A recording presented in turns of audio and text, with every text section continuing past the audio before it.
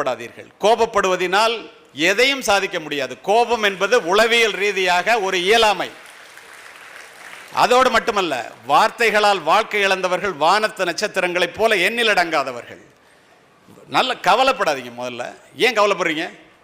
வாழ்க்கை என்றால் 1000 இருக்கும், வாசல்கள் தோறும் வேதனை இருக்கும். வந்த துன்பம் எதுவென்றாலும் வாடி நின்றால் ஓடுவதில்லை. எதையும் தாங்கும் இதயம் இருந்தால் கடைசி வரைக்கும் அமைதி நிலைக்கும் என்று பிள்ளைங்களுக்கு சொல்லித்தாங்க. ஏதாவது தற்கொலை பண்ணிக்கதா பாருங்க. மதிப்பெண் நிறைய வாங்கணும், படிக்கணும், தப்பு இல்லை.